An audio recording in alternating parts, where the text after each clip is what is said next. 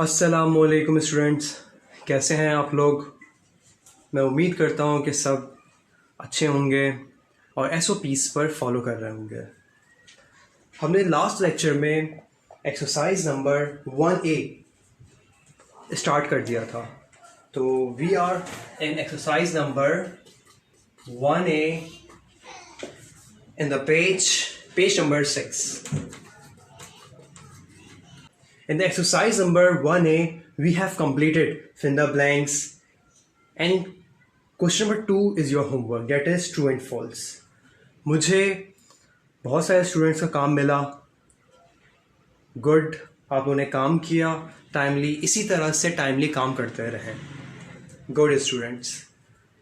Now question number 3 is select the correct answer from the given option.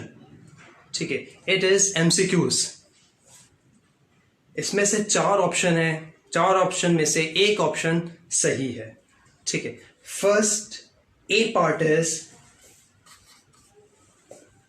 The predecessor of 61,000 1500 999. As per the definition of predecessor, it is a previous value.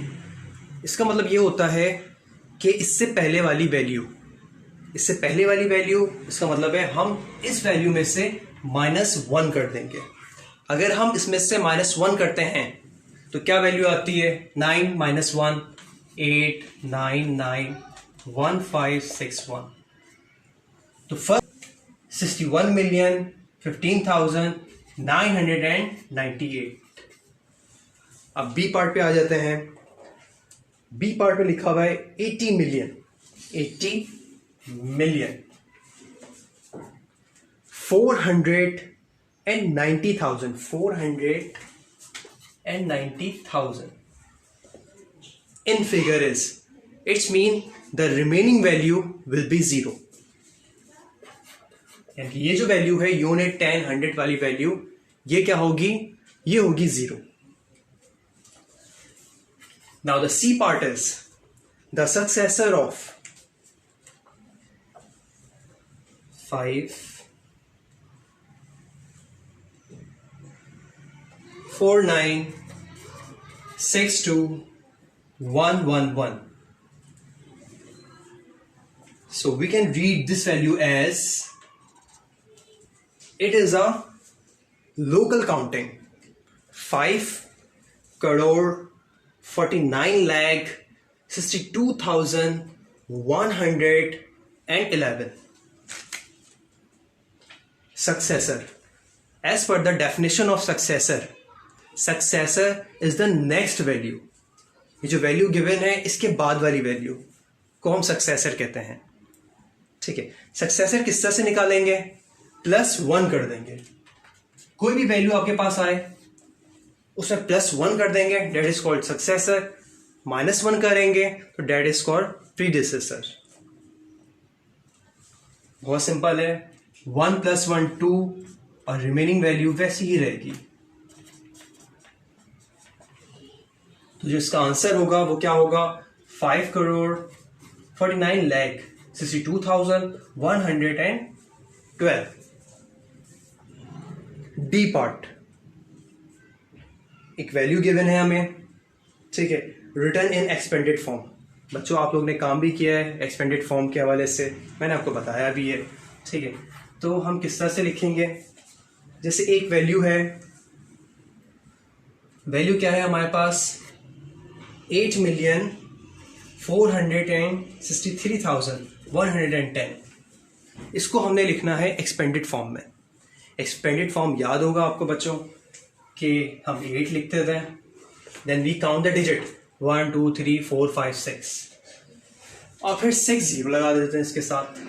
1 2 3 4 5 6 then +7. 4 है, 4 लिखते हैं. Now count the digit 1 2 3 4 5. 5 digit है, it's mean we put 5 0 in the same order as in the given in the question. Now 6 लिखेंगे. 1 2 3 4 1 2 3 4. फिर उसके बाद 3 लिखेंगे, 1 2 3 plus sign, 1 लिखा, 1 2 2 0, देन अगेन 1 लिखा, 1 0 एंड देन 0। तो डी पार्ट का आंसर ये होगा। Now move towards E part. Again we have the predecessor of, हमारे पास एक वैल्यू है और हमें क्या मालूम करना है, प्रीडिसेसर। 7,843,002, इसका हमें निकालना है predecessor. It's mean the previous value. तो हम क्या करेंगे, -1 कर देंगे। 2 - 1 1, देन 0 0 3 4 8 एंड 7। तो जो ये वैल्यू है 7,843,001, this is the correct answer. I hope student that you have completely understand। अच्छा, एक और बात बहुत इंपॉर्टेंट, कि ये इस तरह से कॉपी मत कीजिएगा, कंप्लीट ब्लैंक्स लिखिएगा, ठीक है, कंप्लीट ब्लैंक्स, कंप्लीट ऑप्शन, ठीक है, इस तरह से काम करना है हमें। क्योंकि मैंने देखा था कि कुछ स्टूडेंट ने ब्लैंक्स, मैंने तो सिर्फ ब्लैंक्स लिखा था, तो इसका मतलब यही नहीं है कि बच्चों आप लोग सिर्फ ब्लैंक्स लिखें, बल्कि आप complete fill the blanks copy करेंगे। Now move towards question number 4.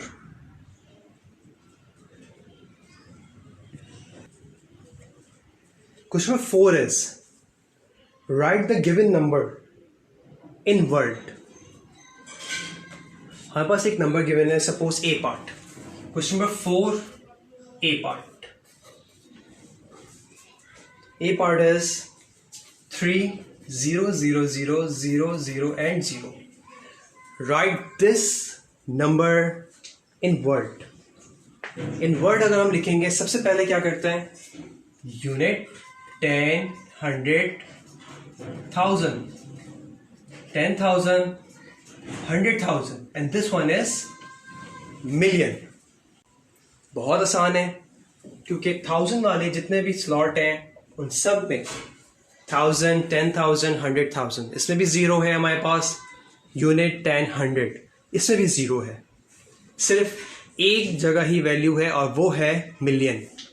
तो हम लिख सकते हैं 3 million only। Now the B part is 140 0 0 0 0 0 and 0। Again बच्चों हम लोग इसी तरह से करेंगे। सबसे पहले ऊपर नंबर वैल्यू लिखेंगे, unit 10 100 1000 10,000 100,000, this one will be million, 100 and 40 million only। क्योंकि यहाँ पे भी अगर आप देखें तो बाकी जितनी भी वैल्यूज़ हैं वो सब क्या हैं, ज़ीरो है, सिर्फ 100 मिलियन और 10 मिलियन के अलावा। इसीलिए यहाँ पर लिखा मैंने 140 मिलियन ओनली। अच्छा, जो दो पार्ट हैं इसके, सी एंड डी पार्ट, ये आपका होमवर्क है। Question number 4 part C and part D. Okay, जितने भी आपको होमवर्क आज का होगा वो मैं इस साइड पे लिखता रहूंगा, राइट हैंड साइड पर। ओके, जो दो रिमेनिंग पार्ट हैं सी एंड डी, वो भी बिल्कुल इसी तरह से हैं। ठीक है, मैं उम्मीद करता हूं कि आप लोग कर लेंगे बच्चों। Now move towards question number 5। अब हम जाते हैं क्वेश्चन नंबर 5 की तरफ। क्वेश्चन नंबर 5 में क्या है, I am going to read the question of question number 5। Write in figure with correct spacing. Question number 5, A part. The first part is 9 million. First part is 9 million. यहाँ पे भी हम place value chart बनाएंगे इसके लिए. तो start करते हैं. प्लेस वैल्यू चार्ट हमने इस तरह से बनाया था. यहाँ पर लिखा था यूनिट, 10, 100,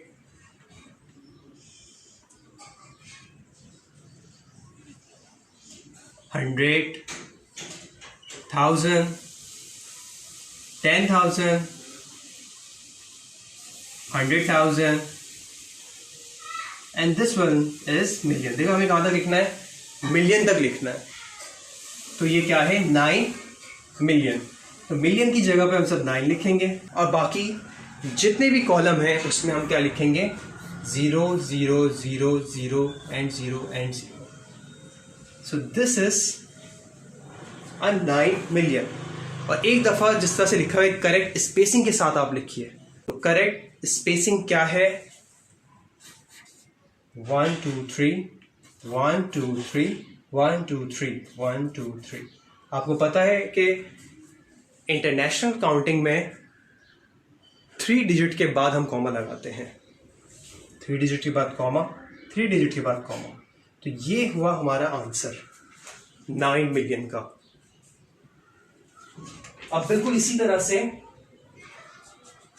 हम पार्ट बी करेंगे. अच्छा, पार्ट बी का सवाल क्या है? 24 मिलियन. हमारे पास सवाल है 24 मिलियन.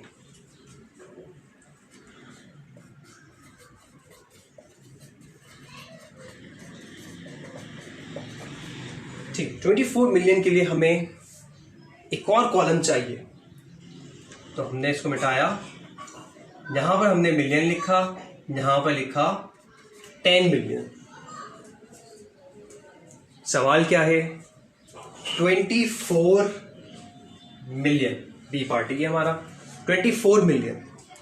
तो हम 2 और 4 लिख देंगे 24 और बाकी जितनी भी कॉलम है उसमें 0 0.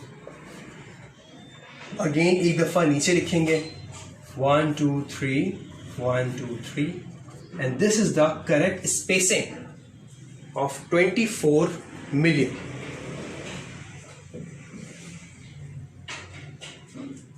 हम इसी तरह से एक और कर सकते हैं सी पार्ट. सी पार्ट में सवाल क्या है हमारे पास? ये मिटा देते हैं.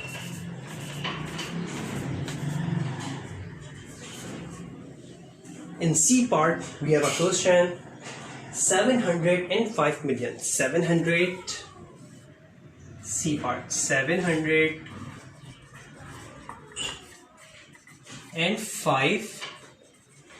million. जैसे आपको पता है कि यहाँ पर क्या आ गया? 700 आ गया. तो हमें एक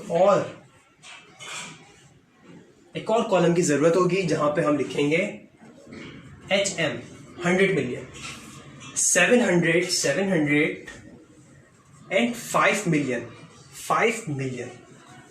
इसका मतलब ये है कि जो हमारे पास 10 मिलियन का कॉलम है वहाँ पर 0 आएगा और बाकी जितने भी कॉलम है रिमेनिंग 100,000, 10,000, 1,000, 100, 10 यूनिट सब में 0.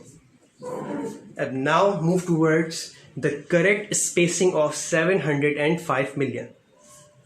तो इसकी स्पेसिंग क्या होगी? 705, 3 वैल्यू के बाद comma, 0 0 0 comma 0 0 0. So this is the correct spacing of 705 million. अच्छा, इसका जो एक और पार्ट है डी पार्ट, वो होगा आपका homework. Question number 5 D part. अब बच्चों बिल्कुल इसी तरह से करना है.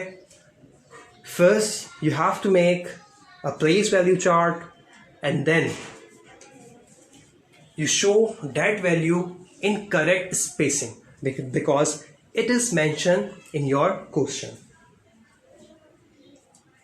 बच्चों मुझे उम्मीद है कि आपको यहाँ तक लेक्चर समझ आ रहा है और मुझे होमवर्क भी मिलेगा.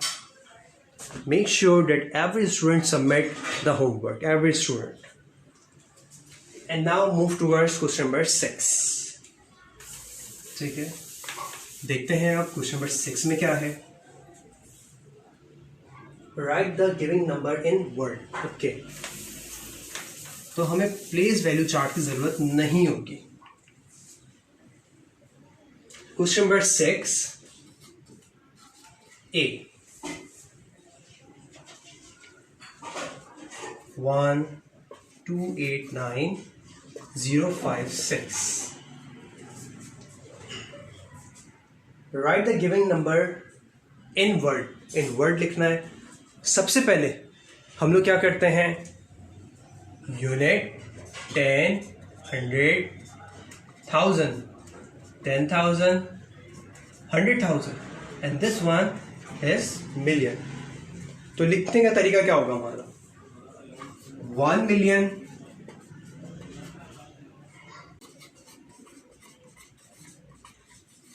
289,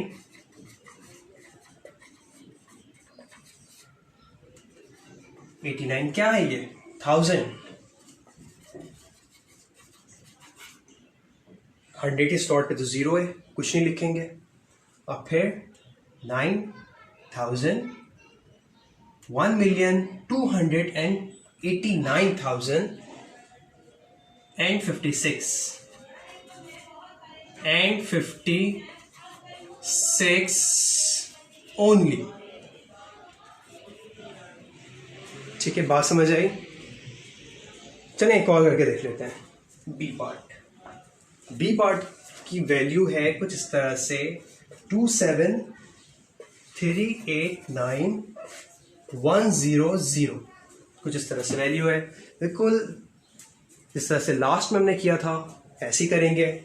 unit, 10, 100, 1000, 10,000, 100,000, million, and this one is 10 million. So we can write as TWENTY, 27 million, 27 million 300, 100 के कॉलम में है ये. सो 300 and 89,000 and 100 only. तो हम इसको इस तरह से लिखेंगे. किस तरह से, 27,389,100 ओनली. और इसके जो दो पार्ट हैं question number 6, 2 part C and D is your homework. तो मैं उम्मीद करता हूं कि आप लोग को आज का लेक्चर समझ आया होगा. आज के लेक्चर में हमने question number 3, question number 4, question number 5 और क्वेश्चन नंबर 6 किया. और कुछ पार्ट मैंने आपको होमवर्क भी दिए हैं ताकि आपकी प्रैक्टिस हो. चलें अब बाकी सवाल हम नेक्स्ट क्लास में करते हैं. अल्लाह हाफ़िज़ स्टूडेंट्स.